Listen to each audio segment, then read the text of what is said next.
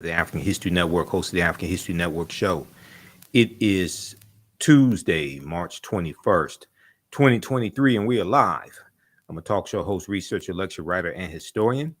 So I've talked about this topic before, and I'm going to talk about it on Faraji Muhammad show, The Culture, probably on Thursday of this week. And this deals with Black World War II veterans, African-American World War II veterans, and how they were discriminated against when it came to using the GI Bill. And the GI Bill changed the landscape in this country of who got to go to college. And it helped, it was one of the tools of the federal government that helped white people to create generational wealth. Okay. So you've heard me talk about this before on the African History Network show. And I posted an article a couple of days ago dealing with how House Democrats are trying to get a new bill passed that would restore the GI Bill. So we'll discuss Black World War II veterans were discriminated against using GI Bill benefits while white veterans built wealth. House Democrats pushed to restore GI Bill to help benefit African American families and families of Black World War II vets. So share this broadcast on your social media platforms. Invite your friends to tune in. Okay, so the 1944 GI Bill's promise was denied to 1 million Black World War II veterans due to racism. The GI Bill Restoration Act to resolve GI Bill racial inequities, introduced by Representatives James Clyburn of South Carolina and Representative Seth Moulton, Democrat of Massachusetts, would help benefit the families of Black World War II veterans and highlight the story of World War II veteran Sergeant Isaac Woodard, who I've talked about here on the show before. And he was an African-American sergeant who served in World War II, and he was honorably discharged. And he was beaten by a white police officer in South Carolina, and he was blinded as a result of the beating. Okay. And this, he was blinded in 1946, and the attack on Sergeant Isaac Woodard helped to fuel the modern day civil rights movement. All right. Now, this is one of the policies that would help repair the damage of 246 years of slavery, decades of Jim Crow segregation, redlining, housing discrimination, racism, segregation when it comes to home ownership, getting jobs, college tuition, bank loans, etc. Okay, so this is what we're going to discuss today. And also, we're celebrating the 13th year anniversary of the African History Network show. First broadcasted March 10th, 2010. This is the 13th year. This month is the 13th year anniversary of the African History Network show. So we're celebrating that as well.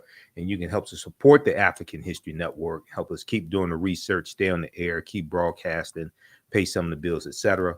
$ the AHN show through Cash App, $ the AHN show through Cash App. Also through PayPal, paypal.me/the AHN show. And then also at our website, TheAfricanHistoryNetwork.com. Okay, so let's look at this. Let's look at this history lesson, and we'll talk about the current bill that is being reintroduced as well. So if we look at this article here from history.com, the official website of the History Channel, FDR signs GI Bill. FDR signs GI Bill. Okay, so this takes place towards the end of World War II, and it's right after D-Day in Normandy, June 6, 1944. If we look at this here, June 22nd, 1944, FDR signs GI Bill. On June 22nd, 1944, U.S. President Franklin Delano Roosevelt signs the GI Bill, which was an unprecedented act of legislation designed to compensate returning members of the armed forces, known as GIs. Okay, it stands for government issue, GIs, for their efforts in World War II. Now, as the last of the sweeping New Deal reforms, President Roosevelt's administration created the GI Bill, which was officially known as the Servicemen's Readjustment Act of 1944, the Servicemen's Readjustment Act of 1944. And his administration created this bill hoping to avoid a relapse into the Great Depression. And the Great Depression basically begins in 1929 when you had the stock market crash of October 1929, hoping to avoid a relapse into the Great Depression after World War II ends. President Roosevelt particularly wanted to prevent a repeat of what was known as the Bonus March of 1932, the Bonus March of 1932. And this was a march when you had 20,000 unemployed veterans and their families who went to Washington, D.C. to protest. Okay, this was known as the Bonus March of 1932. So he wanted to avoid something like that happening again, and the embarrassment of something like that happening as well while World War II was taking place. So the American Legion, which was a veterans organization, successfully fought for many of the provisions included in the GI Bill, which gave returning servicemen access to unemployment compensation, low interest home and business loans, and most importantly, funding for education.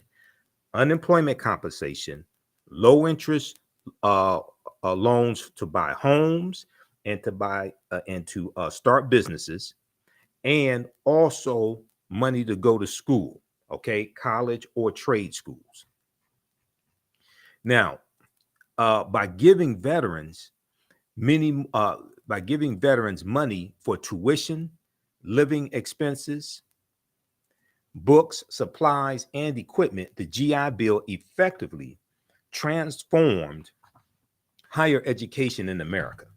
And this changes, the GI Bill changes largely who gets to go to college, all right? And it helps create a lot of wealth and generational wealth for a lot of white families. Now, before World War II, okay, and the U.S. gets involved in World War II in 1941, December 1941, because of the attack on Pearl Harbor. Now, World War II actually begins September 1939 when Adolf Hitler invades Poland. Incidentally, Ukraine is bordered by Poland and Russia. So Russia invading Ukraine is in the region where World War II started. So before the war, college had been an option for only 10 to 15% of young Americans. And university campuses had become known as a haven for the most privileged classes, Okay. Now, by 1947, vets made up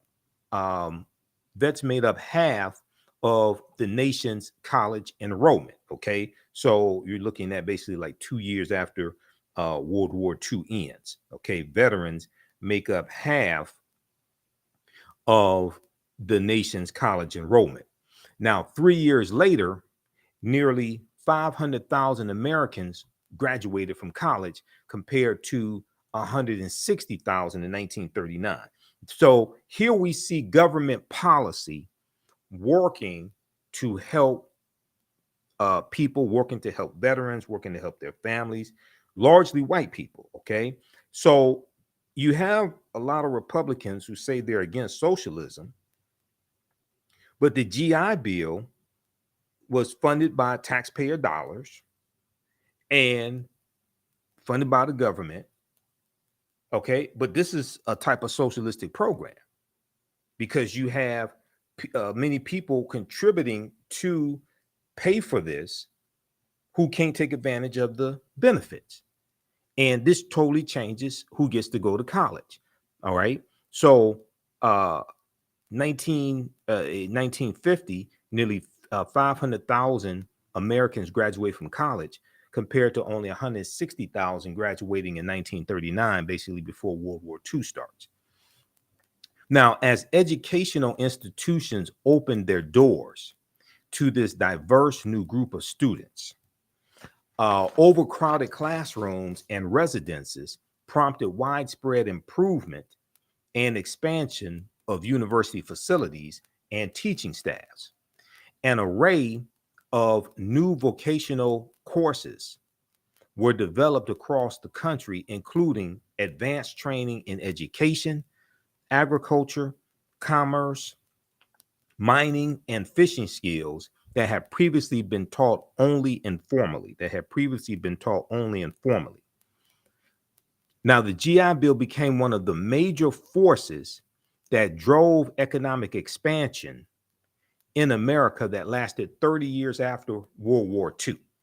And when we saw the HR 40 hearing in August of 2019, that's around the 400th year anniversary of August 20th, 1619, when those 20 and odd Africans came into Virginia on the White Lion pirate ship. When we saw the HR 40 um, uh, hearing in the House of Representatives, a subcommittee in the House of Representatives, Dr. Julian Malveaux, who we've had here on the African History Network show before, Dr. Julian Malveaux talked about the GI Bill and how the GI Bill created untold, how the GI Bill changed who got to go to college and how it created wealth for thousands of white families, and how African Americans were drastically discriminated against when it came to being able to use those benefits that we earned and that our taxpayer dollars were paying for. All right, let's continue here. Okay, so only 20% of the money set aside for unemployment compensation under the bill was given out. Okay, only 20% of the money set aside for unemployment compensation for the bill was given out, as most veterans found jobs or pursued higher education. Low interest home loans enabled millions of American families to move out of urban centers and buy or build homes outside the city, changing the face of the suburbs. So you have the baby boomer generation that basically, 1945, 1946, basically started in 1946. World War II ends, the GIs come back home. They're starting families. They need to buy houses, okay? And then you have the suburbs being formed. They're going to be allowed to put down 3% down on low interest loans to get to buy houses in the newly formed suburbs. And then you're also going to have the expressway system that's going to be built. And that comes from the U.S. Interstate Highway Acts of 1952 and 1956. And they're going to drive 41,000 miles of interstate highways all across the country. And that's going to run through about 1,600 African-American communities, okay, and wipe out a lot of our homes, wipe out a lot of our businesses. We see that in the Fillmore district in San Francisco, okay, 883 businesses wiped out, about 20,000 people displaced, and that they were largely African-American. So there was an article that from InTheseTimes.com. Let me see if I can pull this up. InTheseTimes.com that dealt with Detroit's downfall, and it talked about the myth of Black misleadership. Detroit's downfall, the myth of Black misleadership. That's what the article was originally called. They changed the title of it to half a century after Detroit uprising, city still stranded by capitalism and federal government. I think that, yeah, this is by Marilyn Katz for In These Times. .com. And one of the things she talks about in this article and the original one called The Myth of Black Misleadership, and it dealt with the city of Detroit. It talked about how when Coleman Alexander Young became mayor of Detroit in January 1974, and African-American mayors started taking over these other inner cities. The cities were on life support that were given to us and had a declining tax base. They were suffering from white flight, things of this nature. But they were the victim of federal government policies, So the name of this article, August 8th, 2013, a half century after Detroit uprising. They're talking about the Detroit Rebellion, 1967. Cities still stranded by capitalism and federal government. How federal policy and Big Otto drove black blight and white flight. How federal policy and Big Otto, the auto industry, General Motors, Ford, and Chrysler, drove black blight and white flight. This is from August 8th, 2013 by Marilyn Katz for InTheseTimes.com. And one of the things it talks about here is after World War II ends, okay? And they talk about the Great Migration, fueled by a population explosion during the late 1930s and 1940s, when tanks and airplanes for America's war effort rolled off the assembly lines. Detroit's population grew from 1.5 million people in 1930 to 1.8 million in 1950. And during the same period, thousands more came for the relatively low-skilled but high-paying union-protected jobs at places like Ford, Chrysler, Packard, and GM. However, by August 1967, Detroit had already lost more than 300,000 residents, equal to the population loss each decade since then. Okay, so they go through, talk about the auto industry and pushing for some of these policies. And then they talk about this here. White workers, okay, in 1950, Detroit was a white-dominated city. By 1970, more whites lived in the suburbs than in the city of Detroit. While ignited by the movement of auto jobs to the suburbs, this mass white exodus was fueled by the federal government and its policies. This mass white exodus was fueled by the federal government and its policies. In 1949, Congress passed the Federal Housing Act. 1949, Congress passed the Federal Housing Act.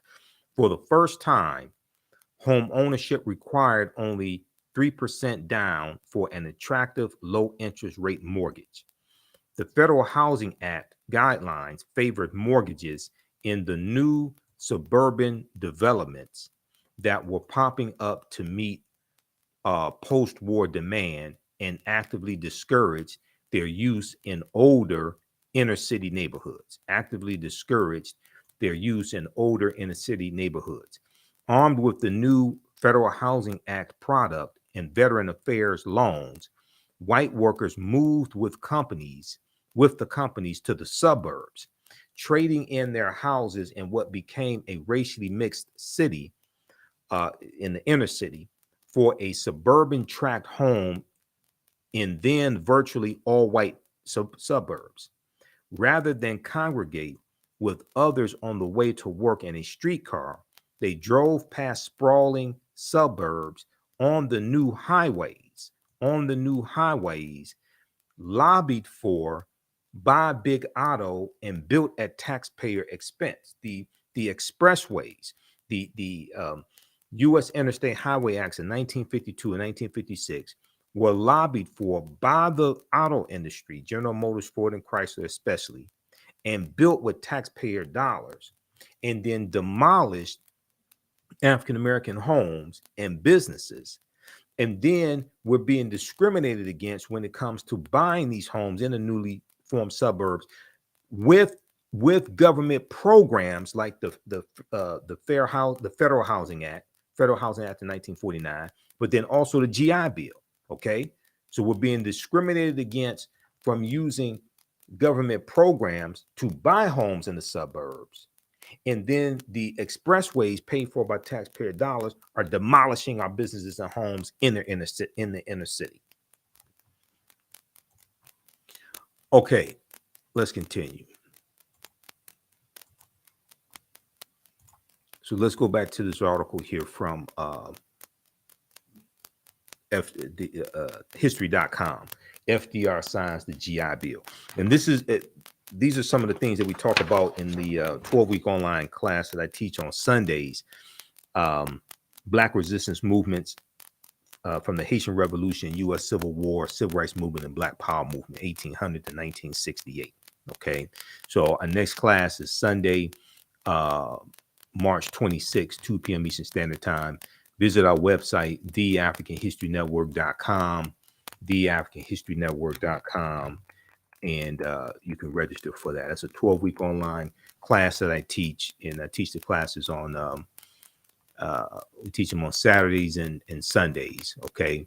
Saturday, it is 2 p.m. to 4 p.m. Saturday, it is Ancient Kemet, the Moors, and the Ma'afa. Understanding the transatlantic slave trade, what they didn't teach you in school. And we deal with thousands of years of history and what leads up to the transatlantic slave trade taking place. And I'll just show you this. We have it right here on the homepage of our website, TheAfricanHistoryNetwork.com. So when you go to the website, it shows you the information about our radio show, Sundays, 9 p.m. to 11 p.m. Eastern Standard Time, the African History Network show. We have a PayPal, Cash App information there so you can support us. And then Ancient Kemet, the Moors, and the Ma'afa, Understand the Transatlantic Slave Trade. Next class is Saturday, March 25th. Click right here to register. We do the sessions live. All the sessions are archived and recorded. You can go back and watch it anytime. And even after the course is over with, you have full access to the course. We have a bundle pack of classes, so you can register for both classes for only $120. It's a $300 value. And this is the class I teach on Sundays. Black resistance movements, Haitian Revolution, Civil War, Civil Rights Movement, Black Power Movement. Okay, so you can register for those. And we get deep into the history. These are 12-week online courses. I do a PowerPoint presentation. We have book references, articles, video clips. So most people have never seen history taught like this before. We have tons of documentation for it as well. And you can use this information with your children also. I would say the content is PG-13. So you can use the information with your children also. Okay. So that's at our website, TheAfricanHistoryNetwork.com. And as soon as you register, you can start watching the content. And then you can join us live in the class on Saturday and Sunday. Okay, let's continue here.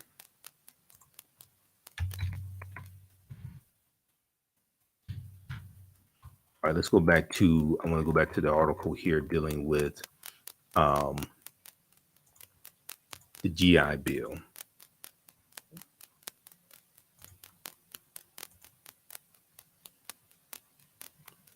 All right, let's see here. Okay, so low interest home loans enabled millions of American families to move out of urban centers and buy or build homes outside the city, changing the face of the suburbs. Now, over 50 years, the impact of the GI Bill was enormous, with 20 million veterans and dependents using the education benefits and 14 million homes guaranteed. Okay, 20 million veterans and their dependents, okay, their children, using the education benefits from the GI Bill, and 14 million home loans guaranteed because of the GI Bill, for a total federal investment of $67 billion. $67 billion. Among the millions of Americans who have taken advantage of the GI Bill are former presidents George H.W. Bush, the father, George H.W. Bush, Gerald Ford, former Vice President Al Gore, and entertainers Johnny Cash, Ed McMahon, Paul Newman, and Clint Eastwood. So check out this article from history.com, official website of the History Channel. This is This Day in History, June 22nd, 1944, FDR signs the GI Bill. Okay, now I want to go to, if you have questions about the class, email us at TheAHNShow at TheAfricanHistoryNetwork.com. We can help you. TheAHNShow at TheAfricanHistoryNetwork.com. All right, now, secondly, I want to go to this other article here. Now, this also ties into when we look at the discrimination when it comes to the GI Bill. This also ties into a history of redlining, okay? A history of redlining. And redlining was created by the federal government right around 1937. There's a good piece from blackpast.org that deals with this.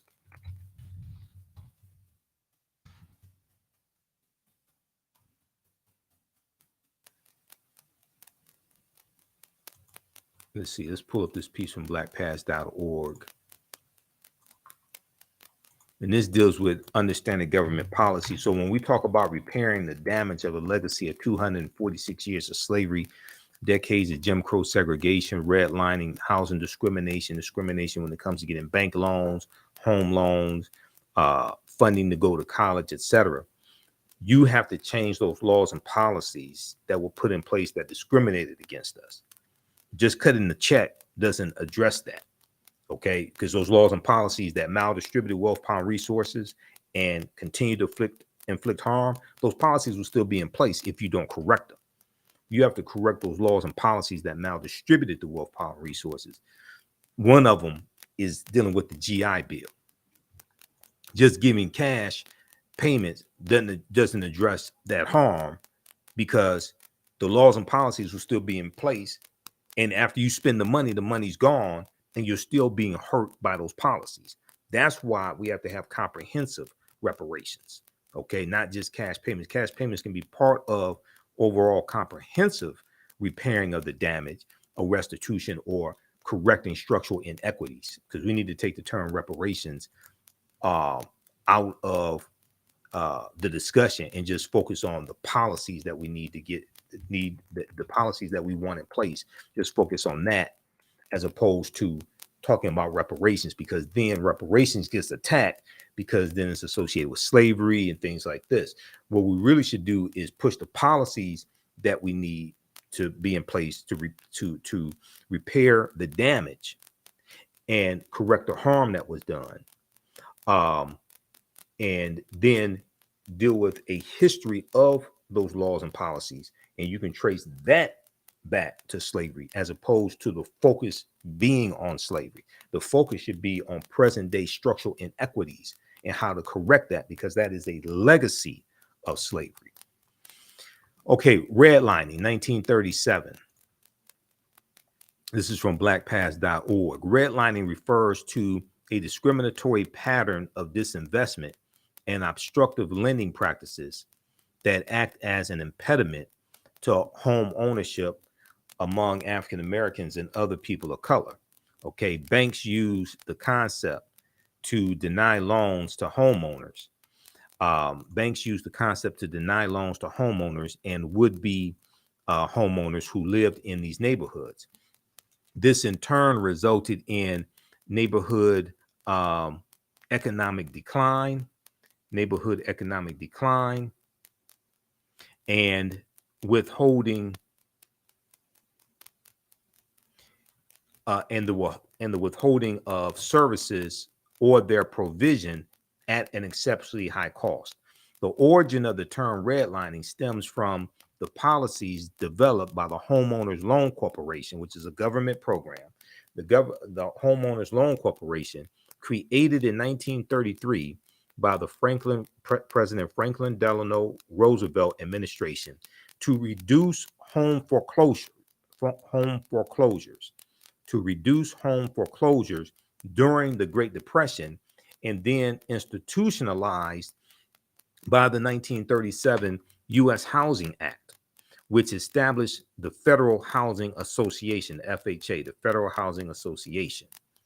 Now, federal housing agencies, including the Homeowners Loan Corporation and the Federal Housing Association, determined whether areas were deemed unfit for investments by banks, insurance companies, savings and loan associations, and other financial companies. The areas were physically demarcated with red shaping on a map. Okay. They drew red lines around areas in the inner city where African Americans lived. Okay.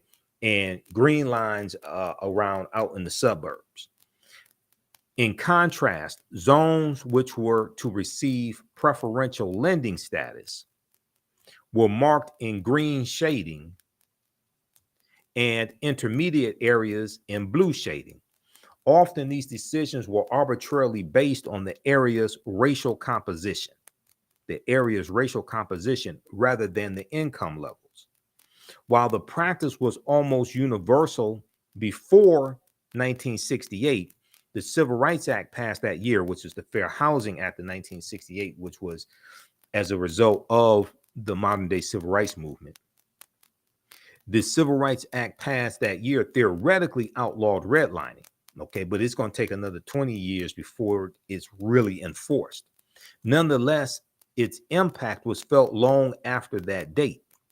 In a series of Pulitzer Prize winning articles, which appeared in 1988 under the title The Color of Money, the Atlanta Journal-Constitution reporter Bill Dedman, Dedmen, described how Atlanta, Georgia banks still discriminated by the racial designation of neighborhoods, how Atlanta, Georgia banks still discriminated by racial designation of neighborhoods.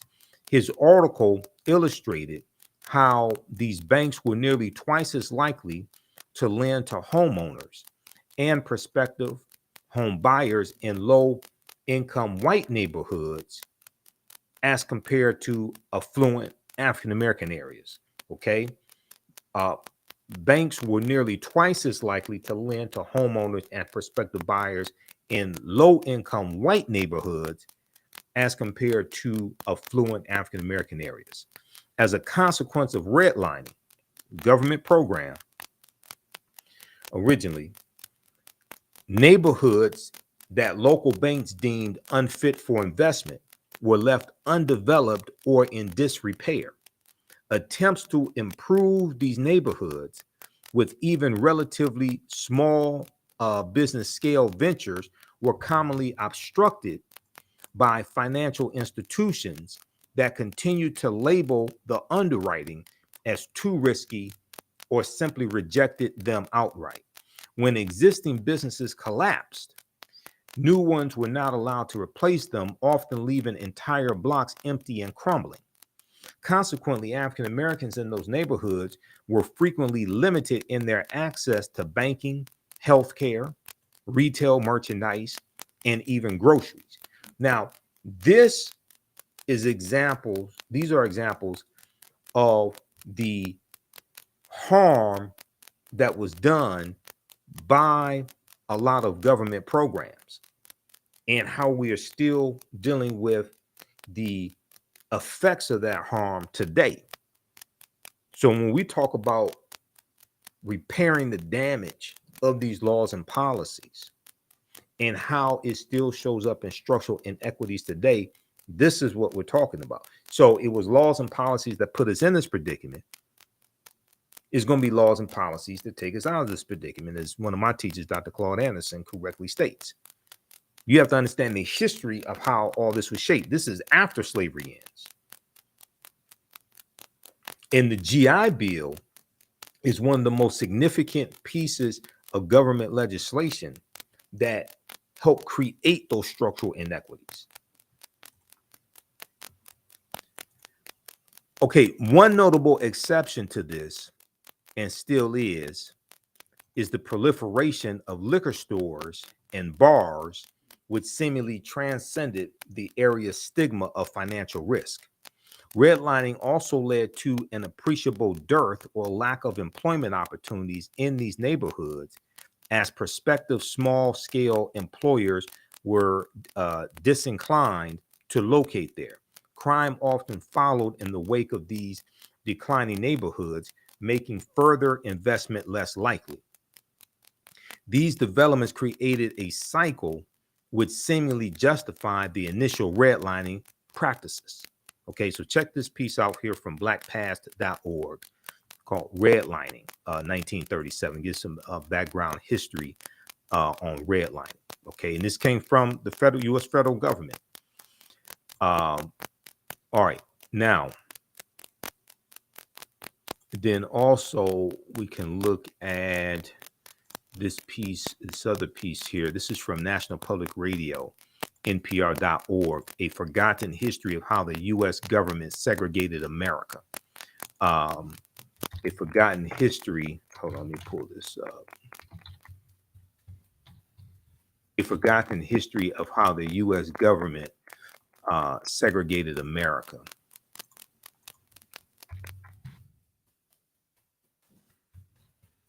This is why understanding history, law, politics, and economics is so important. And politics is the legal distribution of scarce wealth, power, and resources, and the writing of laws, statutes, ordinances, amendments, and treaties, their adoption, interpretation, and enforcement. Okay.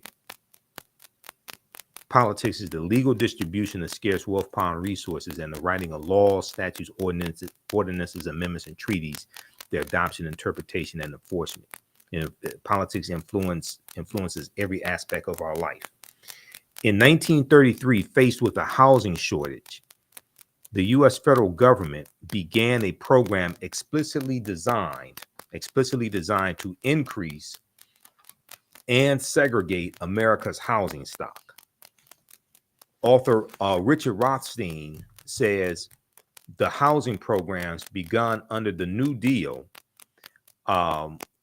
so the New Deal is roughly right around 33, 34 through 1944, 1945. The GI Bill was the last bill in the New Deal, okay? Author Richard Rothstein says the housing programs begun under the New Deal were tantamount to a, quote, state-sponsored system of segregation, end quote, a state-sponsored system of segregation. The government's efforts were primarily designed to provide housing to white middle class, lower middle class families, he says. African Americans and other people of color were left out of the new suburban communities and pushed instead into urban housing projects. Rothstein's new book, The Color of Law, examines the local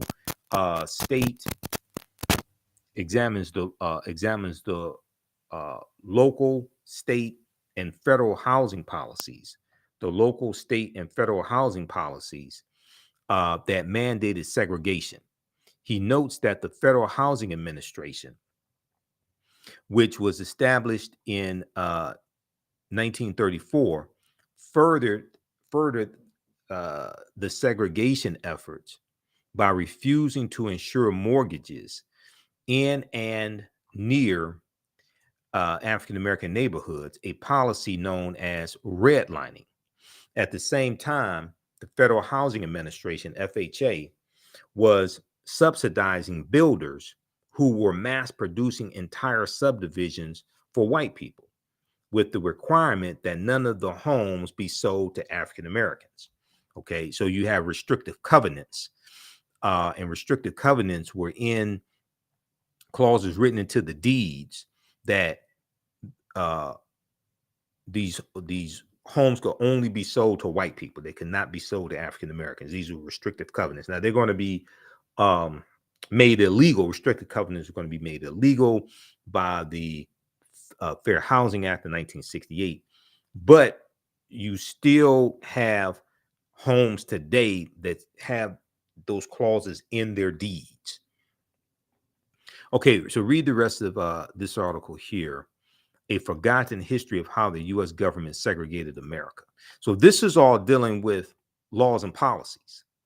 Okay, so this is why you have to understand history, politics, law, and economics when we talk about repairing the damage from these laws and policies. All right, how's everybody doing? Give us a thumbs up, give us a heart, give us a like on this broadcast. If you like this type of information, also you can support the African History Network. $ the AHN show through Cash App, $ the AHN show through Cash App, also through PayPal, paypal.me /the AHN show. So we definitely need your help as well. And we are celebrating the 13th year anniversary of me broadcasting the African History Network show. So I first started March 10th, 2010.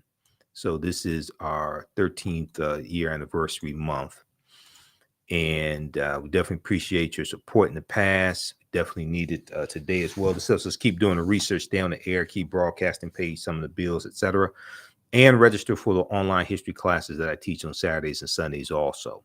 Ancient Kemet, the Moors, and the Ma'afa, understanding the transatlantic slave trade, what they didn't teach you in school, and Black resistance movements from the Haitian Revolution, U.S. Civil War, Civil Rights Movement, and Black Power movement. Visit our website, TheAfricanHistoryNetwork.com, for more information and to register for those courses. As soon as you register, you can start watching archive content. You can join us live in the class on Saturdays and Sundays, 2 p.m. to 4 p.m. Eastern Standard Time. Okay, let's continue. So there was a really good article, another one from history.com, official website of the History Channel. Now, this deals with how the GI Bill's promise was denied to a million Black World War II veterans. And we know they're going to be 1.2 million Black World War II veterans, African-American World War II veterans. Let's look at this article here. Okay, how the GI Bill's promise was denied to the GI Bill's promise was denied to a million Black World War II veterans. The sweeping bill promised prosperity to veterans. So why didn't Black Americans benefit? The sweeping bill promised prosperity to veterans. So why didn't Black Americans benefit? This is from April 20th, 2021, originally from June 21st, 2019. Okay, so they talk about an African-American veteran named Eugene Burnett. And he and his wife wanted to buy a home in Levittown in New York. And Levittown is known for racial discrimination, not letting African Americans live there historically. And it was in 1949, he and his wife wanted to buy one of the new homes being built in Levittown. And he was ready to settle down in a larger home with his family.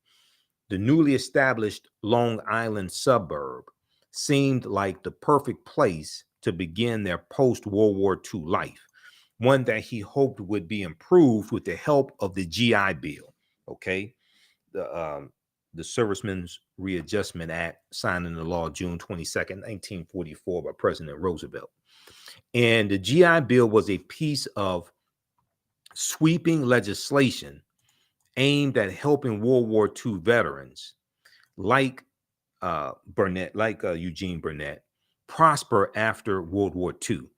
But when he spoke with a salesman about buying the house using a GI Bill guaranteed mortgage, the door to suburban life in Levittown slammed firmly in his face. The suburb was not open to African-American residents. Eugene Burnett's wife, Bernice, recalled this incident and said, quote, "It was as though it wasn't real. Look at this house. Can you imagine having this? And then for them to tell me because of the color of my skin that I can't be part of it. Now, the Burnett's were not the only African Americans for whom the promise of the GI Bill turned out to be an illusion. Though the bill helped white Americans prosper and accumulate wealth, in the post-war years, it did not deliver on that promise for veterans of color, especially African Americans. In fact, the wide disparity in the GI Bill's implementation ended up helping drive growing gaps in wealth, education, and civil rights between white and African Americans. Now, while the GI Bill's language did not specifically exclude African American veterans from its benefits,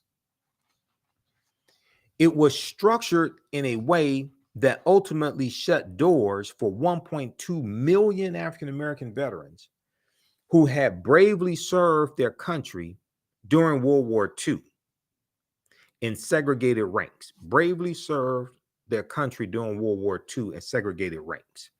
So there was a fear of Black advancement from this government policy by some Southern segregationists, okay?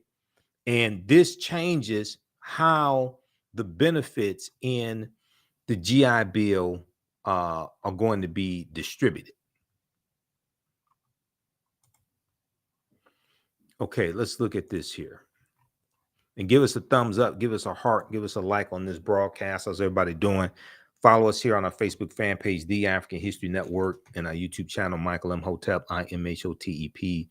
Turn on live notifications so you know when we go live. Subscribe to our channels, please, also. All right, let's continue. How you all like this type of information? Okay, now when lawmakers began drafting the GI Bill in 1944, some Southern Democrats feared that returning Black veterans would use public sympathy for veterans to advocate against Jim Crow laws, use public sympathy for veterans to advocate against Jim Crow laws, to make sure that the GI Bill largely benefited white people. The Southern segregationist Democrats drew on tactics they had previously used to ensure that the New Deal helped as few African Americans as possible. Now, also, this is before the party realignment completes in about 1968 as well. After 64, when Barry Goldwater, senator from Arizona, runs against Lyndon Johnson for president, and Barry Goldwater loses. Then in 1968, when Richard Nixon, who ran for president in 1960 against John F. Kennedy, when Richard Nixon runs for president in 68, and he runs on the platform of law and order, and this is a backlash to the civil rights movement, the Black Power movement, the rebellions that are taking place across this country. He runs on that platform. There's a backlash to advancement of African Americans. By 1960, 2/3 of African Americans had switched from the Democratic Party to the Republican Party. And this goes back to 1928 and what's known as the Lily White Movement of 1928, which was an effort by Republicans to push African Americans out of the Republican Party and appeal to Southern segregationist Democrats in 5 former Confederate states to get them to vote for Herbert Hoover in the 1928 presidential election against Al Smith, who was a moderate Democrat from New York. This was known as a Southern strategy, okay? This was known as a Southern strategy.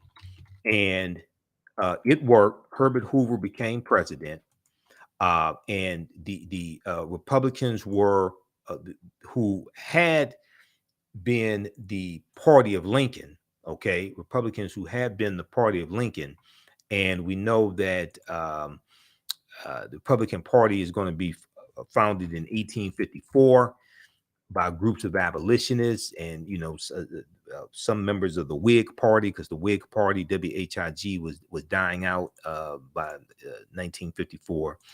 And this was a direct backlash. The forming of the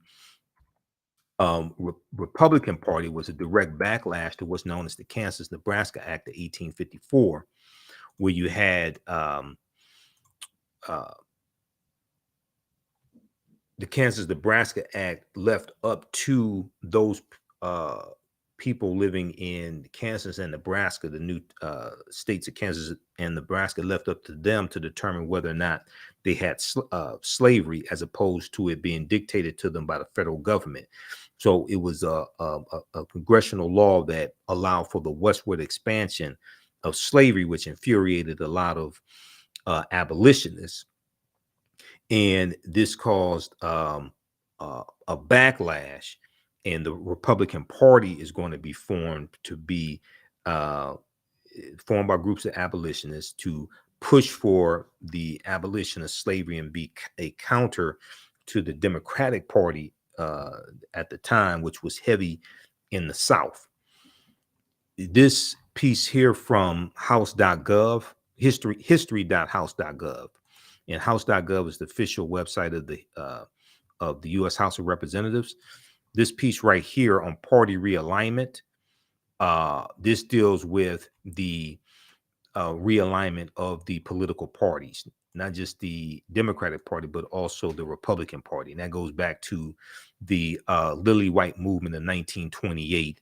And it deals with the rise of the Ku Klux Klan in the 1920s and how Republicans were increasingly ignoring the concerns of African Americans and trying to push us out of the Republican Party. And then over time, we started going over to the Democratic Party because we saw them as being more receptive to our needs. And generally speaking, they were more receptive to our needs, even though we were leery of them. And over time, more of us started going over to the Democratic Party.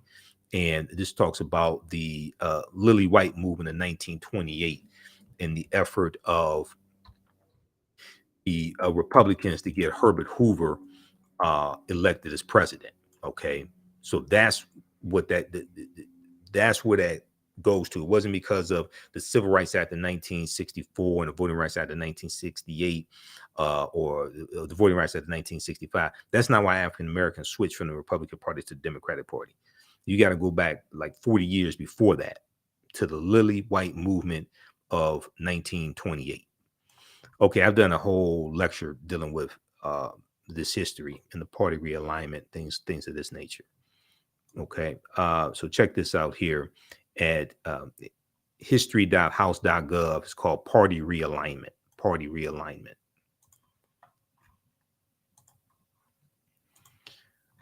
All right, let's continue.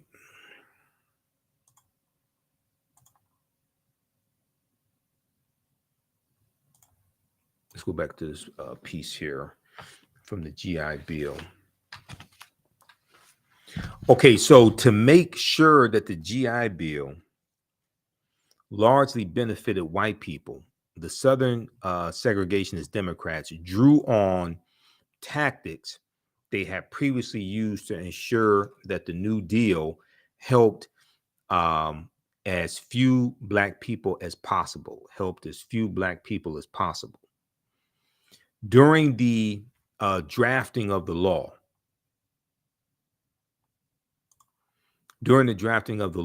the chair of the House Veterans Committee, Mississippi Congressman John Rankin, who was a virulent racist, Mississippi Congressman John Rankin, he was a Southern segregationist Democrat and a virulent racist. Okay, and you had the Northern Democrats who were, generally speaking, more moderate.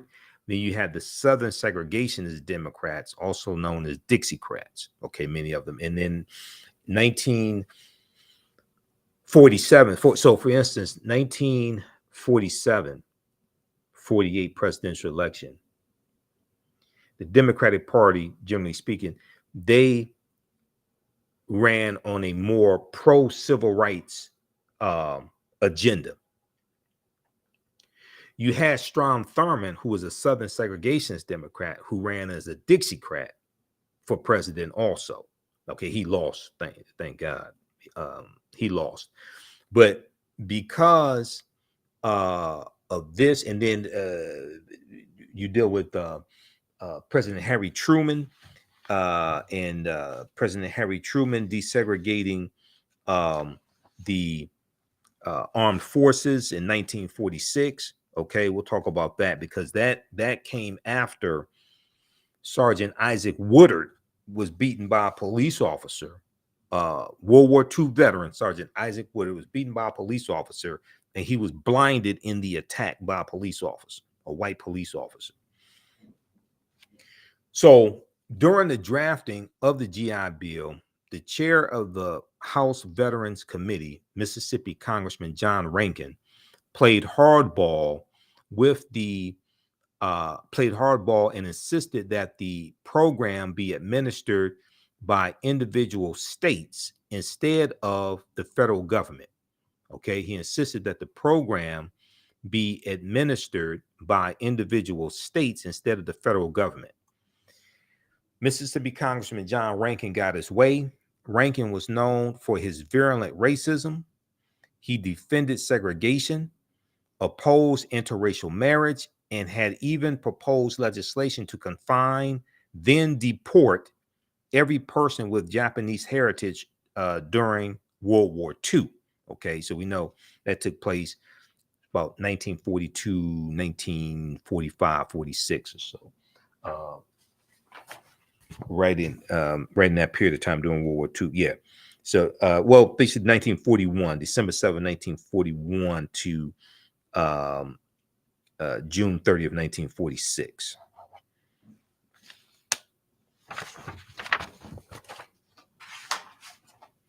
All right, now, when the bill came to a committee veto, John Rankin stonewalled the bill in an attempt to gut another provision that entitled all veterans to $20 a week on unemployment compensation for a year.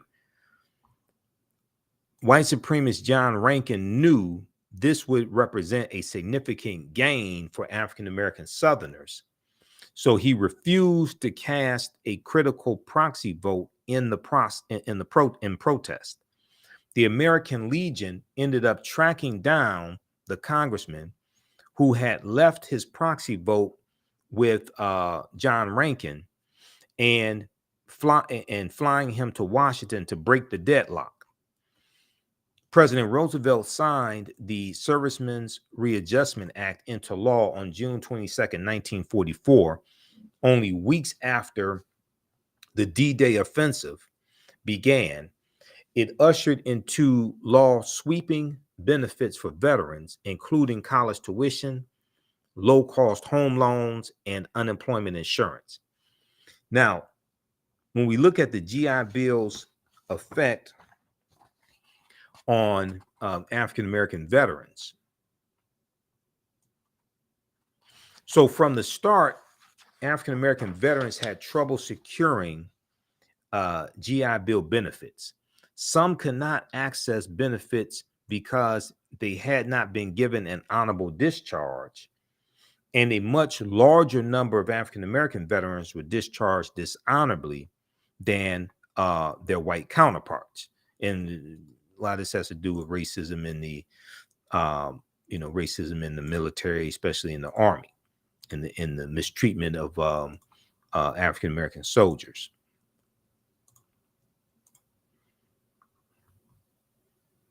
All right, let's continue. And a much larger number of Black veterans were discharged dishonorably than white counterparts. Now, veterans who would qualify could not find facilities that delivered on the bill's promise. Like for education facilities. Black veterans in vocational training program at a segregated high school in Indianapolis were unable to participate in activities related to plumbing, electricity, and printing because adequate equipment was only available to white students. Okay, Black veterans in a vocational training program at a segregated high school in Indianapolis were unable to participate in activities related to plumbing, electricity, and printing because adequate equipment was only available to white students. So this gets into getting beyond just the bill, but the capacity of institutions to be able to fulfill what the bill offers, to have the equipment, to have the capacity, to have the number of classrooms, to have the number of professors or teachers to be able to handle the influx of students coming in. It's one thing to have a bill that says we're going to allow this amount of funding to go to school, things like that. That's good. But the institutions also have to have the capacity to be able to handle the influx of students that are coming because of the bill. That requires more funding.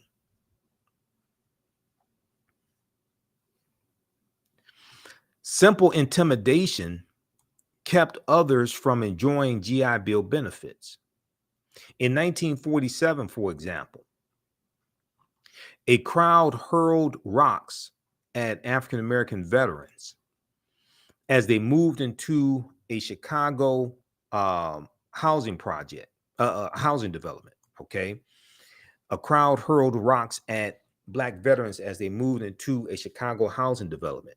Thousands of Black veterans were attacked in the years following World War II, and some were singled out and lynched. Though John Rankin, Mississippi Congressman, racist John Rankin, though he had lost the battle to exclude African American men from Veteran Affairs Employment Insurance, which is what he wanted to do, it was doled out inequitably, however. Men who applied for unemployment benefits were kicked out of the program if any other work was available to them, even work that provided less than subsistence wages. Southern postmasters were even accused of refusing to deliver the forms that African American veterans needed to fill out to receive their unemployment benefits. African American veterans and civil rights groups protested their treatment, calling for Just a second, close this out.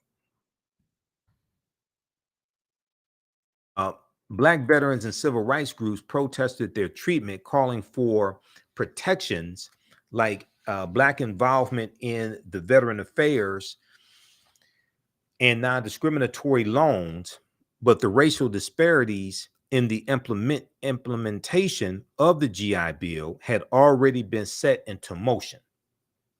The racial disparities in the implementation of the GI Bill had already been set into motion. As the years went on, white veterans flowed into newly created suburbs, as I talked about, where they began amassing wealth in skilled positions. But African American veterans lacked those options. The majority of skilled jobs were given to white workers. The majority of skilled jobs were given to white workers. Now, here's a picture here of Staff Sergeant Herbert Ellison explaining the GI Bill of Rights to African American members of the Quartermaster Trucking Company. Okay, so this is probably 1944, 1945. Now, a white post-war housing boom and redlining in black neighborhoods. Okay, so this gets into what I was talking about dealing with redlining. The post-war housing boom almost entirely excluded African Americans, most of whom remained in cities that received less and less investment from businesses and banks. Though the GI Bill guaranteed low interest mortgages and other loans, they were not administered by the VA itself. Thus, the Veteran Affairs Office could co-sign, but not actually guarantee the loans. This gave white-run financial institutions free rein to refuse mortgages and loans to African Americans. So when we look at redlining, once again, redlining was a decades-old practice marking maps by race to characterize the risks of lending money and providing insurance. It made purchasing a home even more difficult for African American veterans. Lenders froze out poor neighborhoods, ensuring that loan assistance and insurance would be denied. Okay, lenders froze out poor neighborhoods, ensuring that loan assistance and insurance would be denied. And new white suburbs often came with overly racist covenants that denied entry to black people. So these are the restrictive covenants, where it stated in the deed that the home could only be sold to someone white, or it could not be sold to African Americans, cannot be sold to Negroes or non-white people, etc. So to give you an example, in 1947, only 2 of the more than 3,200 Veteran Affairs guaranteed home loans in 13 Mississippi cities went to black borrowers. Not 2%, but 2. Okay, in 1947. Now, see, this is a legacy of slavery. This is why it's important to focus on present day structural inequities, the laws and policies that brought about these structural inequities that brought us to today. And then you can trace that history back to slavery, but focus on correcting present day structural inequities, especially in this climate where you're dealing with anti-critical race theory laws being passed, you're dealing with the attack on the teaching of African American history, and the fact that the majority of the people that have to vote on these bills, especially at the federal level, are white. And in the Senate, you need 60 votes in the Senate. So even with 51 Democrats, you still need 9 Republicans to vote for any of these bills, unless they qualify for the budget reconciliation process, which requires then a simple majority, which is just 51. But most of these bills, you need 60 votes for, including the George Floyd Justice and Policing Act. You need 60 votes for that. And then you're dealing with the coup plotter Republicans controlling the House of Representatives. Okay, and you only have 212 Democrats in the House, basically 212. So you need 6 Republicans to vote for any bill to get it passed in the House. If all the Democrats vote for a bill, you're going to need 6 Republicans to vote for it, and you're going to need Speaker of the House of Representatives, punk ass Kevin McCarthy, to bring it to the House floor for a debate and a vote, because he's a Speaker of the House, so he controls which bills come to the floor for a debate and a vote, and the bill would have to be voted out of committee in the first place, and Republicans control all the committees in the House of Representatives. Okay, because they have more seats in the House because of the 2022 midterm elections. All right, now In 1947, okay, so basically 2 years after World War II ends, only two of the more than 3,200 Veteran Affairs guaranteed home loans in 13 Mississippi cities went to African American borrowers. Only two out of 3,200.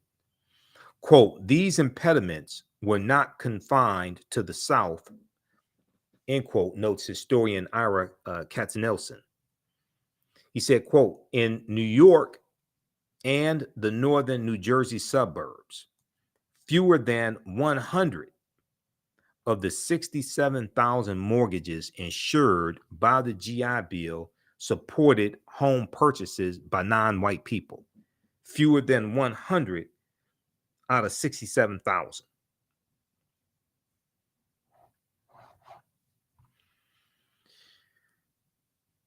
So there was a failure to receive GI Bill education benefits also, not just getting loans to buy homes or loans to start businesses, but also education benefits. Now, African American veterans, in search of the education they have been guaranteed, fared no better. Many Black men returned home from the war, didn't even try to take advantage of the bill's education benefits. They could not afford to spend time in school instead of working. But those who did were at a considerable disadvantage compared to their white counterparts. Those who did were at a considerable disadvantage compared to their white counterparts.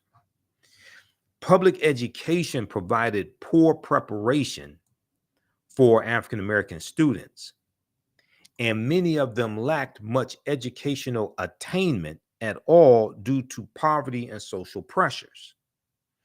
As veteran applications flooded universities, African American students often found themselves left out. Northern universities dragged their feet when it came to admitting Black students, and Southern colleges barred African American students entirely. And the Veteran Affairs Office itself encouraged African American veterans to apply for vocational training instead of university admission, and arbitrarily denied educational benefits to some students. Arbitrarily denied educational benefits to some students. Now, this is a picture here of veterans lining up for a last day rush to get counseling on GI Bill educational courses at the New York Regional Office Veterans Administration on July 25th, 1951.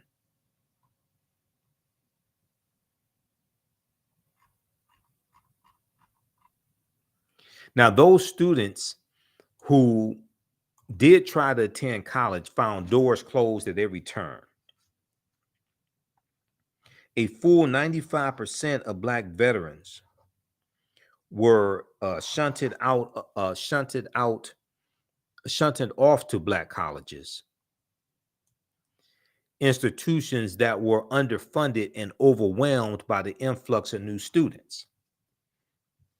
Most were unaccredited, and with a mass influx in applicants, they had to turn away tens of thousands of veterans because they didn't have the capacity. This goes to capacity building. A lot of the HBCUs back at this time did not have the capacity to handle the huge influx of the increase of African American students coming in and who were being discriminated against because they couldn't go to a lot of white institutions in the South. Okay, the ones who were fortunate enough to be able to get some type of funding to go to school, the HBCUs didn't have the capacity to handle those numbers. Quote, though Congress granted all soldiers the same benefits theoretically, writes historian Hillary Herbold, Herbold, quote, the segregationist principles of almost every institution of higher learning effectively disbarred a huge proportion of Black veterans from earning a college degree. Now, the GI Bill of 1944 is one of the main pieces of legislation after slavery that's cited as largely contributing to the racial wealth gap. Now, the original GI Bill ended in July 1956. By that time, nearly 8 million World War II veterans had received education or training, and 4.3 million home loans were handed out worth $33 billion. Okay, by 1956, nearly 8 million World War II veterans had received education or training, and 4.3 million home loans went out to World War II veterans worth $33 billion, okay, had been handed out. But most African-American veterans have been left behind. As employment, college attendance, and wealth surged for whites, disparities with their African-American counterparts not only continued, but widened. Disparities with their African-American counterparts not only continued, but widened. There was historian Ira Katz-Nelson says there was no greater instrument for widening an already huge racial gap in post-war America than the GI Bill. Now, today, a stark wealth gap between African-American and white Americans persists. The median income for white households in 2019, this is median income, not net worth. Median income for white households in 2019, $76,057, according to the U.S. Census, and for African-American households, $46,073. Okay. Now, when you look at net worth, median household net worth, is like for 2019, it was like 17,000 for African-American households and about 170,000 for white households. That's median net worth, not average net worth. Median is a statistical measure where 50% of the population is below that point and 50% is above that point.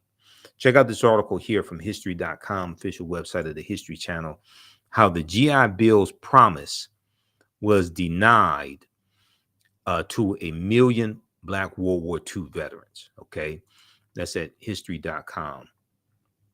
Okay, so when we look at, and you have a bill that's being reintroduced by Representative James Clyburn and Representative Seth Moulton to address this issue, okay, and help the families or family members of World War II veterans, okay, and try to help repair some of this damage.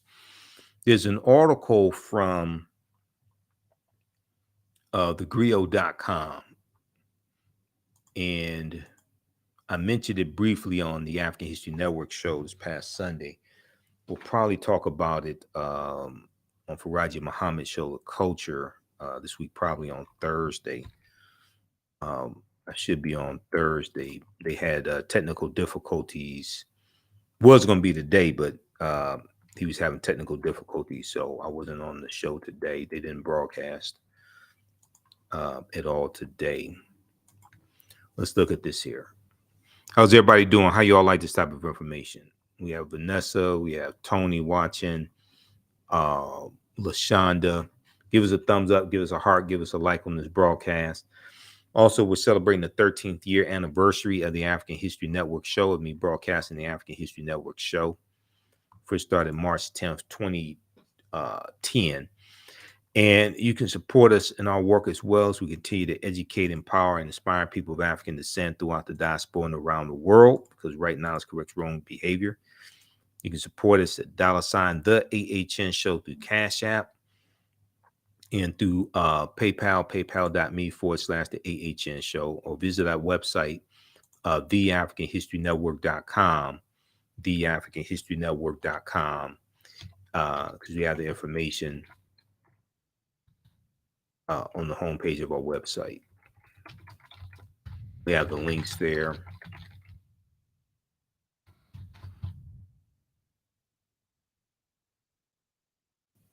All right, yes, because we have the information around the homepage of our website. Okay, let's continue here.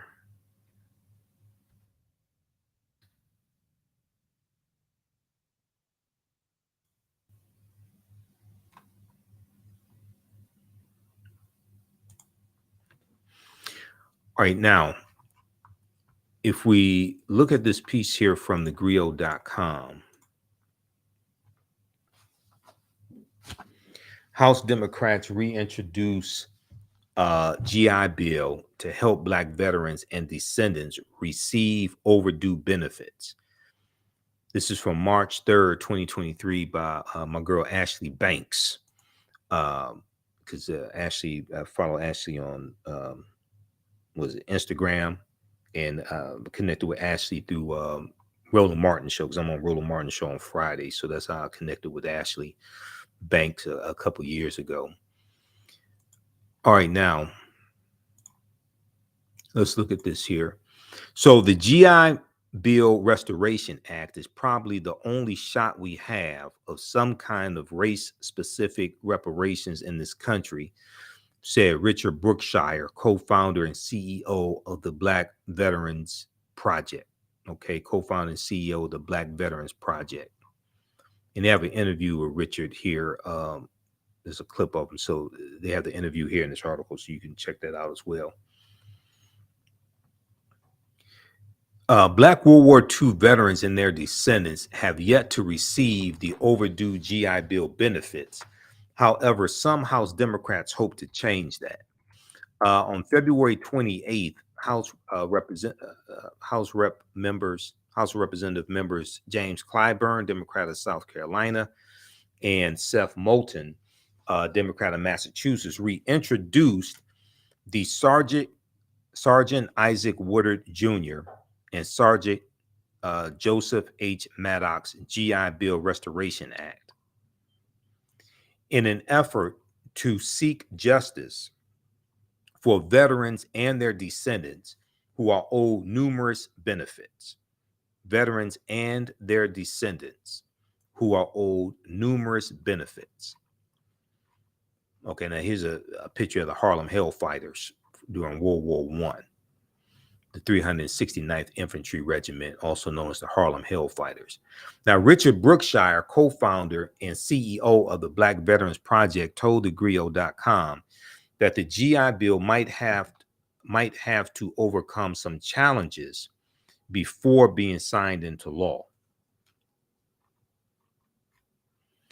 He said, I honestly feel like the GI Bill Restoration Act is fantastic, but I also know the political feasibility of that is very slim. I also know the political feasibility of that is very slim. In most respects, because of the cost, and then because there seems to be some level of disagreement about whether or not passing a piece of targeted racial policy like that would withstand judicial review. End quote. Yeah, because race-based policies at the federal level are illegal based upon Title VI of the 1964 Civil Rights Act, Section 601, which is non-discrimination of federally assisted programs. Okay, so this is why they would they have to be careful. This is why they made a change in this reiteration of the GI Restoration Act. I'll come to that in just a minute. You can read the Civil Rights Act of 1964 at archives.gov.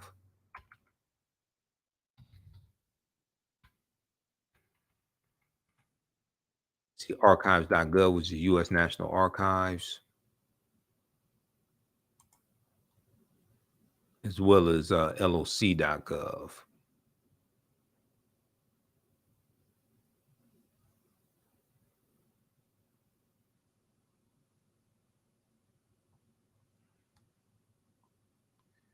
Let me see, where is that? Okay, that's Civil Rights Act of 1964. And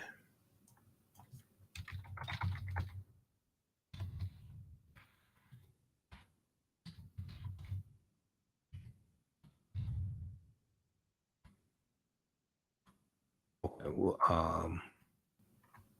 we'll have to pull that up here.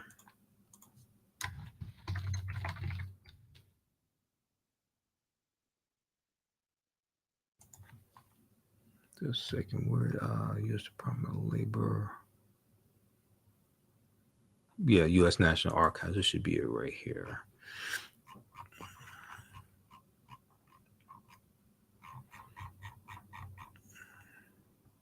Okay, U.S. National Archives. This is archives.gov.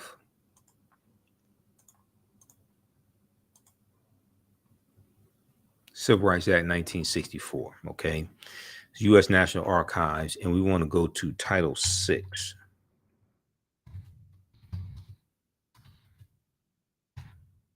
Non-discrimination and federally assisted programs.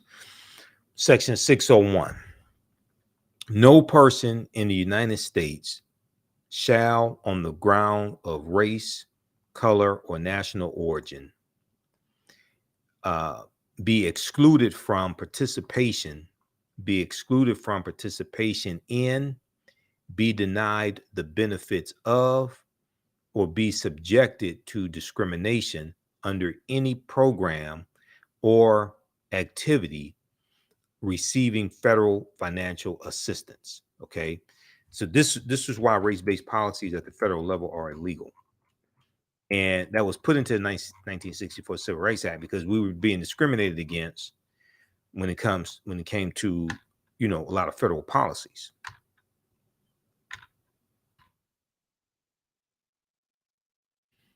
That's Title VI of the 1964 Civil Rights Act, non-discrimination and federally assisted programs. That's Section 601. So you can check that out at archives.gov. Okay, let's continue here.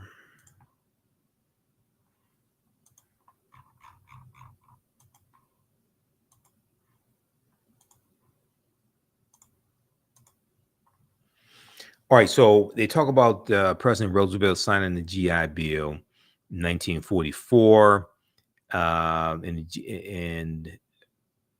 GI Bill was signed into law to assist veterans and their family members, qualifying veterans and their family members with paying for higher education, training programs, and other benefits, according to the U.S. Department of Veteran Affairs website. Yet many African-American veterans did not receive any benefits after putting their life on the line for the United States. Quote, these Black veterans who served their country, who died, whose families are still trying to recoup, and they can't even get the benefits from what they deserved only because they were Black. It's a shame and disgrace, said Lee. Representative Barbara Lee. She recently spoke to thegrill.com and called it a disgrace, how the African American veterans were treated. She said the Black veterans who served their country, who died, whose families are still trying to recoup, they can't even get the benefits from what they deserved only because they were Black. It's a shame and a disgrace. She's also running for a U.S. Senate in California in the 2024 election. Now, this latest measure was named after Sergeant Isaac Woodard and Sergeant Maddox to honor the two black sergeants who faced discrimination in the U.S. after serving in World War II. On February 12, 1946, just hours after being honorably discharged from the United States Army, a South Carolina police officer violently assaulted 26-year-old Isaac Woodard and left him permanently blind. President Harry Truman was so horrified by the ordeal that on June 26, 1948, he issued an executive order to desegregate the armed forces, Time magazine reported. Okay, so this deals with, I want to go to this other article here from the Washington Post. And this deals with the beating of Sergeant Isaac Woodard in 1946. February 12, 1946, this right here. A black World War II veteran was beaten and blinded, fueling the civil rights movement. A new documentary explores how Isaac Woodard changed America. Now, this is from March 31st, 2021, okay, by Deneen L. Brown for the Washington Post. She writes some really good articles for the Washington Post. Okay, now here's Sergeant Isaac Woodard after he was beaten. Okay, World War II veteran Isaac Woodard after he was blinded in an assault by police. This picture's from the Library of Congress. In February of 1946, Sergeant Isaac Woodard, a decorated black soldier just returning from World War II, rode a Greyhound bus heading home to South Carolina. Sergeant Isaac Woodard had just been honorably discharged from the Army and was still wearing his uniform. And he asked the bus driver to stop so that he could use the restroom.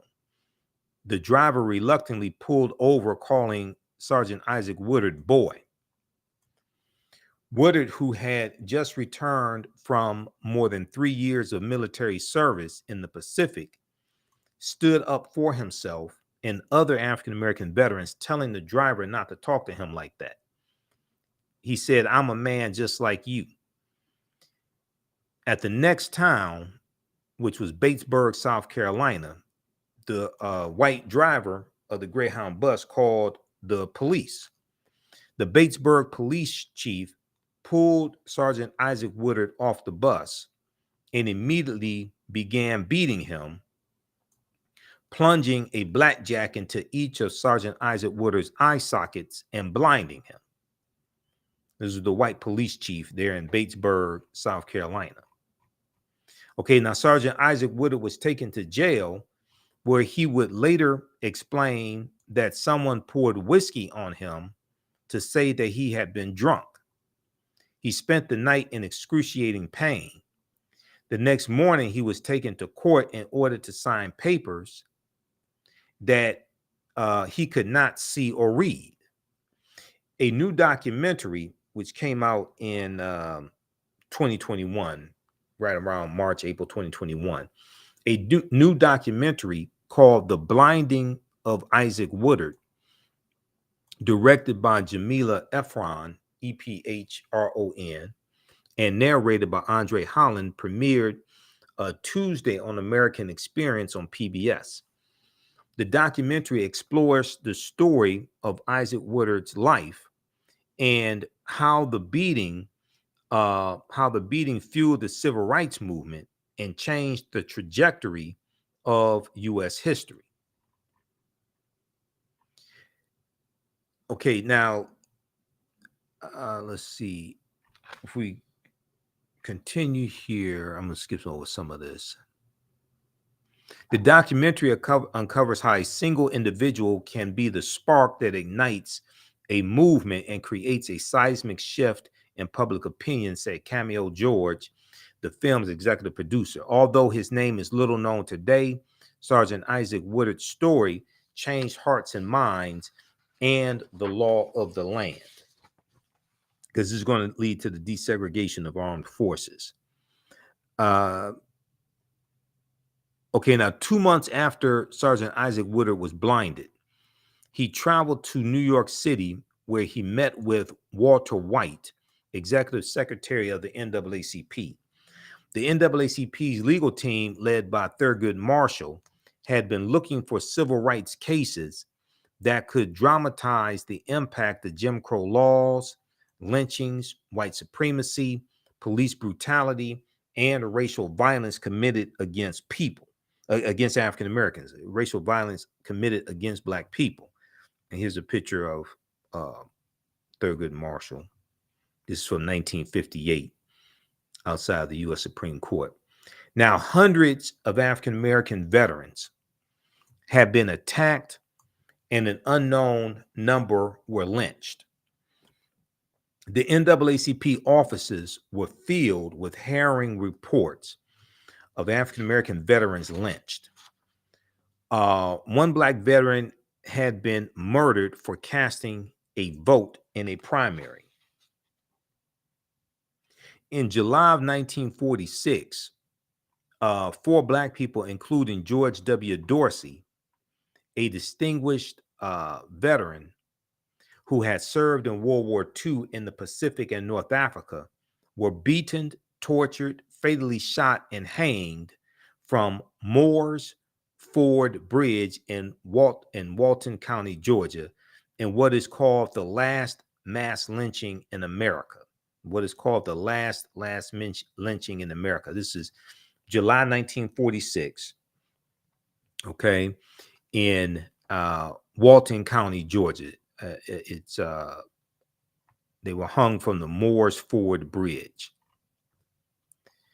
Jamila Efron, the film's director, okay, of the blinding of Isaac Woodard, she says so many people did not survive their encounters with police officers. Here, someone had survived. Isaac Woodard's face bore the evidence of the crime committed against him, end quote, she said. Now, unlike so many other African-American veterans who had been lynched, Isaac Woodard lived to tell his story. The NAACP was able to use Isaac Woodard to galvanize people, Jamila Efron said. Isaac Woodard traveled the country on a speaking tour. A benefit concert headlined by Billie Holiday, Woody Guthrie, and Duke Ellington was organized to raise money for Isaac Woodard. Heavyweight champion Joe Louis co-chaired the concert. Now, Sergeant Isaac Woodard took the stage speaking in a low voice. The audience of more than 20,000 people fell silent. He said, I spent 3.5 years in service. I spent 3.5 years in service of my country and thought I would be treated as a man when I returned to my country. But that was a mistake, he said. Now, Sergeant Isaac Woodard's story resonated. More than 900,000 African-American men fought in World War II. It's about 1.2 million fought in World War II. Most of them returned home to the South carrying themselves with dignity of having fought for their country, hoping they would be treated with respect. Instead, many were attacked simply for wearing their uniforms.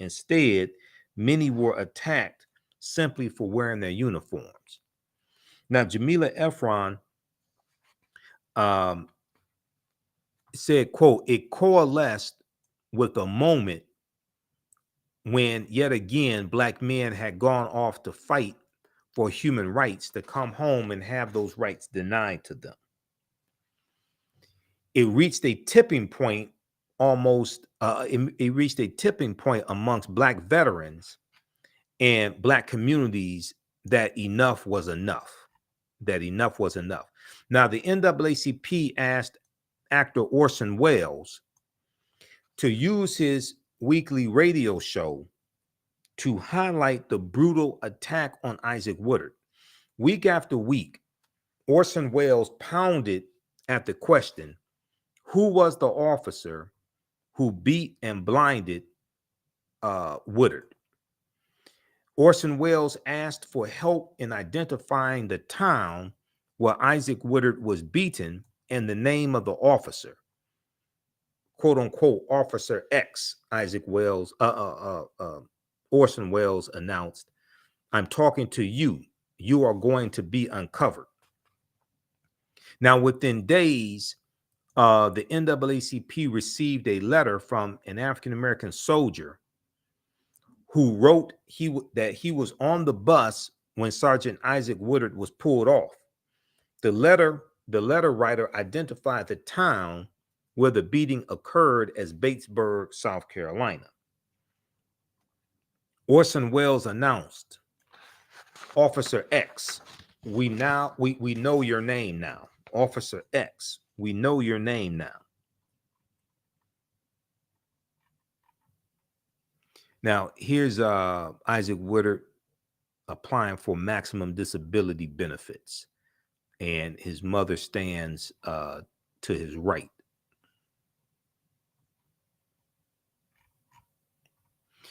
So on September 19th, 1946, Walter White of the NAACP led a delegation of civil rights leaders to meet with President Harry Truman to urge him to work to pass anti-lynching legislation. Okay, we know federal anti-lynching legislation did not pass until 2022, and it was signed into law by President Joe Biden. That was the Emmett Till anti-lynching bill. When Walter White realizes Harry Truman isn't going to move forward, according to the PBS documentary, he tells the president, also a veteran, who he tells the president, and Truman was also a veteran, the story of Isaac Woodard, and Harry Truman was enraged. Quote, "He had taken this meeting with civil rights leaders reluctantly and was prepared to brush them off," Jamila Efron said. When Harry Truman heard about the police attack on Woodard, President Harry Truman said, quote, "My God, I didn't know it was this bad. We've got to do something," Jamila Efron said. Now, the next day, President Harry Truman ordered his attorney general to bring federal charges against Batesburg police officer Chief Linwood L. Shull, Shull. Okay, Linwood L. Shull, who was charged with violating the civil rights of Sergeant Isaac Woodard by blinding both of his eyes.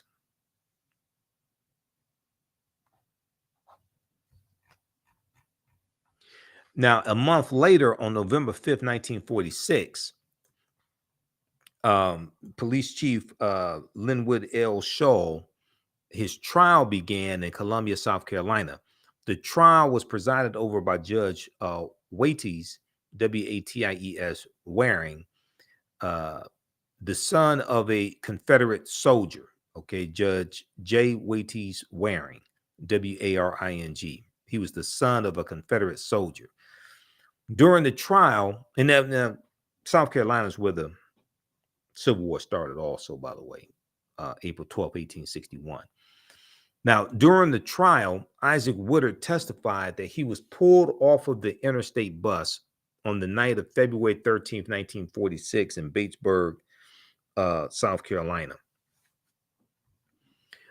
Shull was waiting for him at this bus door, he said, and struck him before he could say anything, according to a 1946 United Press news article.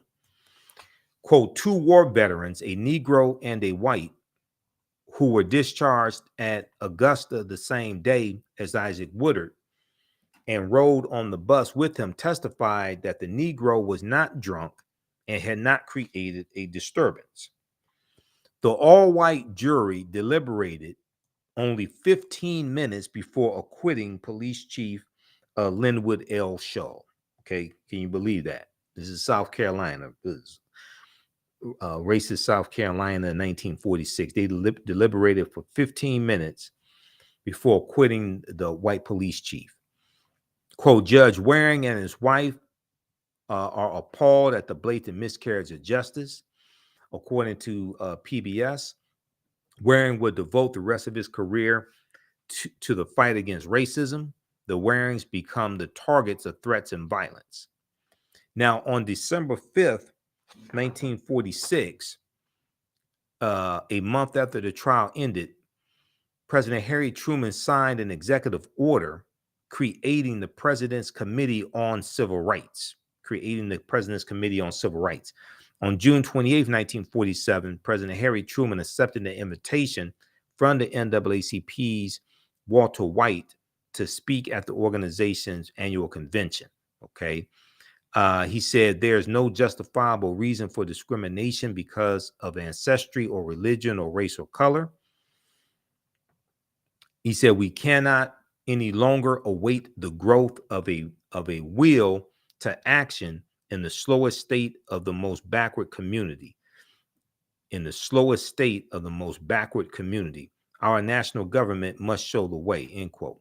Now, a month later, on July 26, 1946, President Harry Truman signed executive orders 9980 and 9981, racially integrating the U.S. military and the federal government workforce.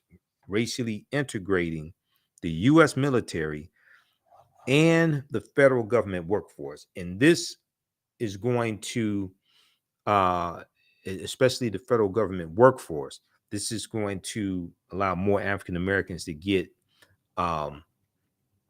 employed in the federal government and create more upward mobility, especially in subsequent years, like after going to the 50s and then the 60s and the modern day civil rights movement, etc. So that was as a result of Sergeant Isaac Woodard's beating and blinding. And it was President Harry S. Truman who signed those executive orders. Okay, now, if we look here if we go back to the article here from thegrio.com, I want to give you some background history on Sergeant Isaac Woodard, because this bill that's being proposed is partly named after him. Now, according to a press release from Representative James Clyburn's office, Sergeant Maddox was medically discharged from the Army after sustaining an injury. Upon his return to the U.S., he was accepted into Harvard University. However, he was denied tuition assistance. Okay, that's Sergeant Joseph H. Maddox. However, he was denied tuition assistance. The NAACP and Veteran Affairs office advocated on Sergeant Joseph Maddox's behalf to ensure justice was served. Representative James Clyburn's office further highlighted the racial disparities that occurred after President Roosevelt signed the GI Bill into law. He talked about in 1947, only 2 of more than 3,200 home loans administered by the Veteran Affairs Office in Mississippi cities, it was 13 Mississippi cities, went to African-American borrowers.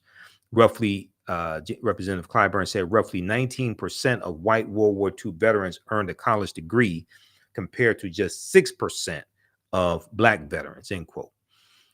And then he said black veterans sacrificed for this country because they believed in the promise of justice and equality for all. Yet while the original GI Bill led to decades of prosperity for post-World War II America, this prosperity was not extended to the black service members, end quote. Now, Richard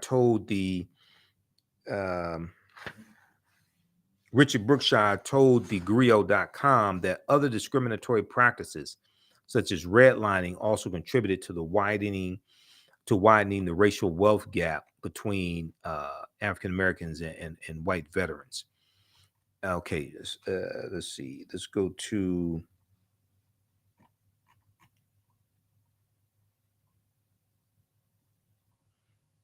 And now for the GI Bill Restoration Act to move forward, it must be passed in the House of Representatives, and then it has to be passed in the Senate before it can be signed into law. Brookshire told Degrio.com, the GI Bill is probably the only way, the only shot, the GI Bill Restoration Act is probably the only shot we have of some kind of race-specific reparations in this country, and I think it should pass in full. All right, now, February 28th, I think it was February 28th, February 28th, 2023, Representative James Clyburn and Seth Moulton were on Morning Joe on MSNBC. Okay. And I want to go to that clip here. How's everybody doing? We'll go to that clip here in just a minute. All right. How's everybody doing? Ali Garrett said, he said, every time the Democrats propose a bill to help Black Americans or other minorities, women and the poor, the Republicans just block it. And anybody who is not a heterosexual white man gets no help in America.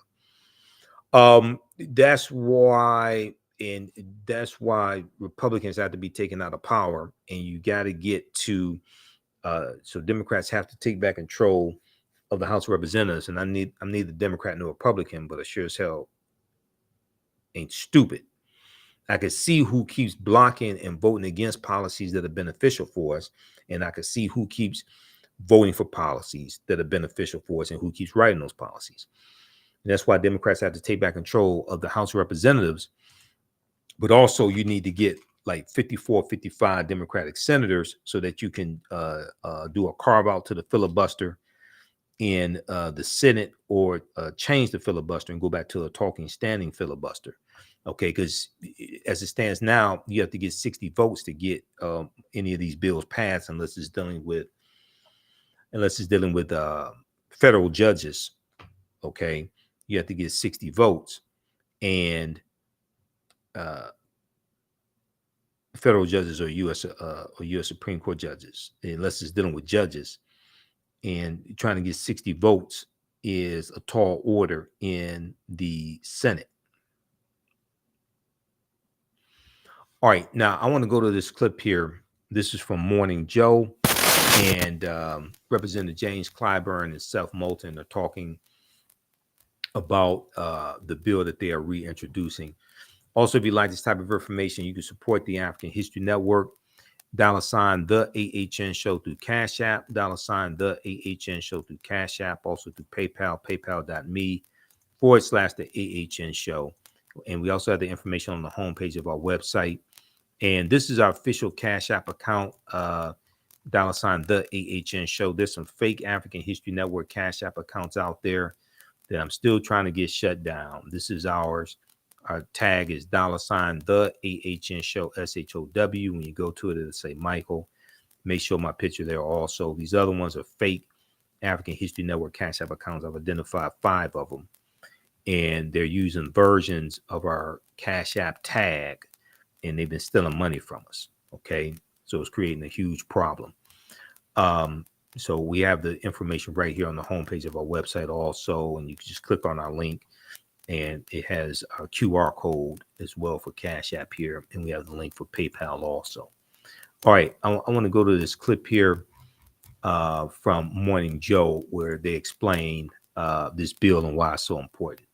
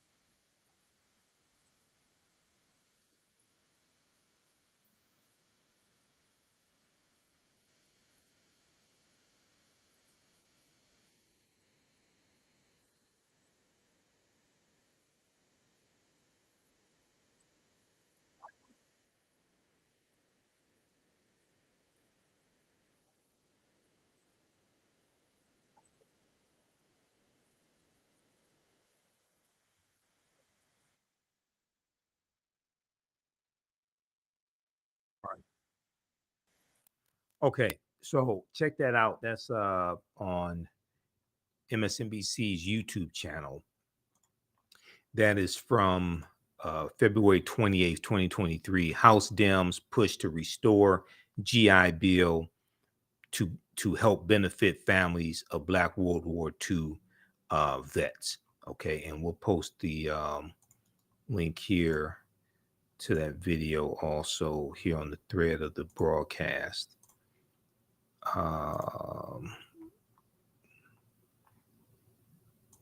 Okay, we'll post the link here, but that's at MSNBC's YouTube channel. That's from February 28th, 2023. Okay, lastly, there was a good article from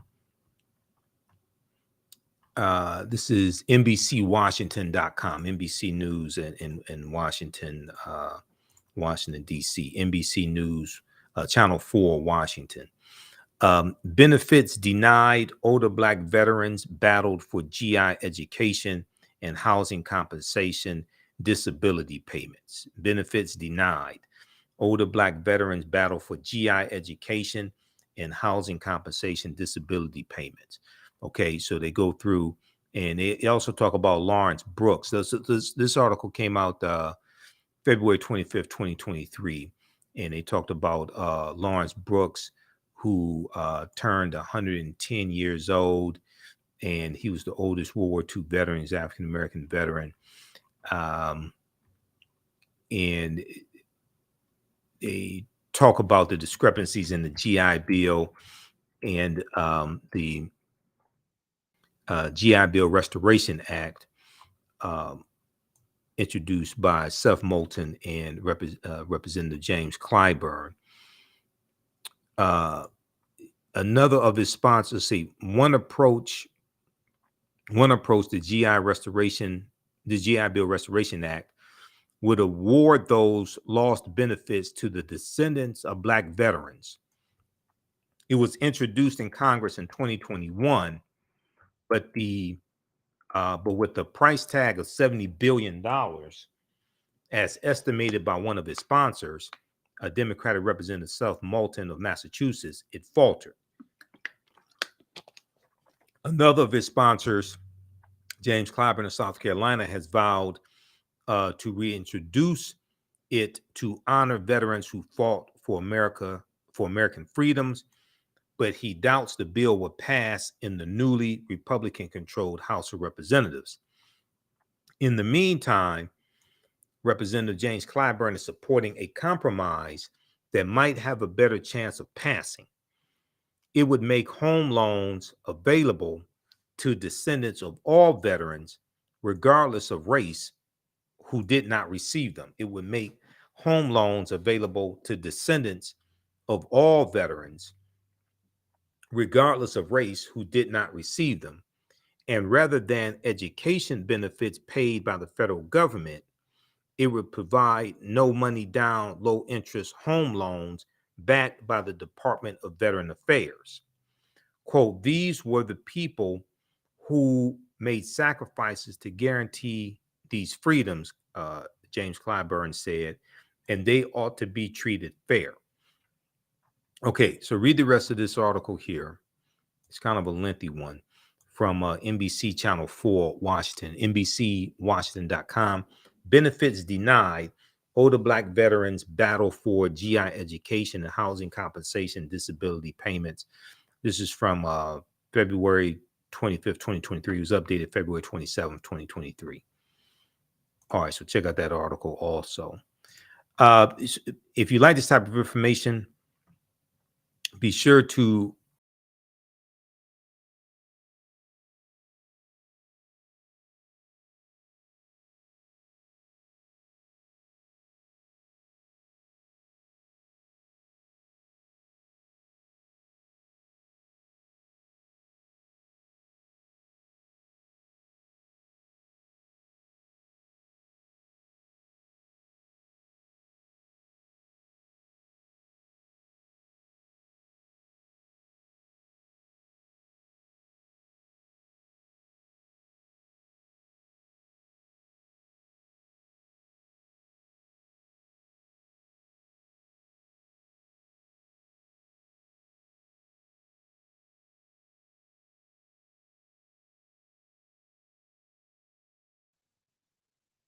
All right, we're back. Somehow I hit the wrong, but I guess I hit the wrong button or something, and it closed out the broadcast in the browser here. All right, so check out that article from NBC Washington. Also, it's a rather lengthy article. If you like this type of information, if you like this type of history, be sure to register for the online history classes that I teach on Saturdays and Sundays. Okay. So, Saturday, 2 p.m. to 4 p.m. Eastern Standard Time is Ancient Kemet, the Moors, and the Ma'afa. Understanding the transatlantic slave trade, what they didn't teach you in school. We deal with thousands of years of history and what leads up to the transatlantic slave trade taking place. I do a PowerPoint presentation. We have book references, articles, video clips. I'll share some excerpts of interviews I've done with various African-centered scholars like Professor Kabahaya Wapakamane and Renoko Rashidi, because I've interviewed a lot of these scholars over the years. 13 years I've been doing the African History Network show, so I have a huge archive of interviews that I've done. And then even after the course is over with, you still have access to the full class, and you can watch on demand as much as you want to. The class is on sale $80, regularly $130. So we definitely need your support. This helps to finance the African History Network. This helps us keep doing the research, stay on the air, pay some of the bills, etc. Because we're dealing with some financial challenges this week that I'm trying to actually in the next couple of days that I'm trying to get taken care of. So we definitely need your support. I posted the link here. Is at our website, TheAHNShow.com, but this is also the direct link on our Learn World platform where we house the classes. So it's on sale $80, regularly $130. There'll be 5 bonus lectures that you get from me also that will be in the video library, 5 of my lectures. And then on Sundays, 2 p.m. to 4 p.m. Eastern Standard Time, I teach Black resistance movements from the Haitian Revolution, Civil War, Civil Rights Movement, Black Power Movement. Okay, that's 2 p.m. to 4 p.m. Eastern Standard Time also. And we deal with history from 1800 through 1968. We start out with the Haitian Revolution and the Louisiana Purchase of 1803, because those two events are related, and they're going to lead to those are going to be some things that lead to the Civil War taking place also. So same price structure for that, same format in the class. Now we have a bundle pack where you can register for both classes for only $120. That's a $300 value. Okay.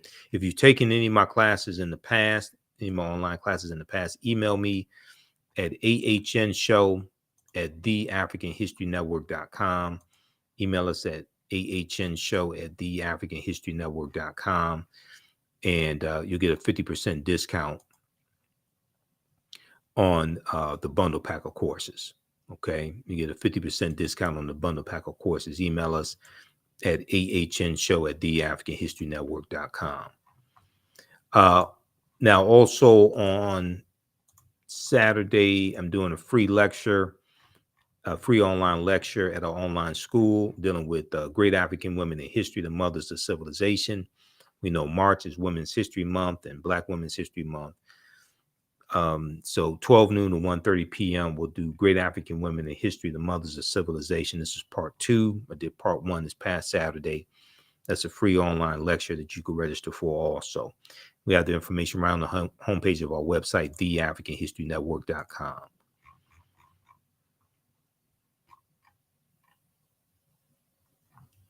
Okay, so look, that's going to do it for us. Hopefully you learned a lot today. Give us a thumbs up, give us a heart, give us a like on this broadcast.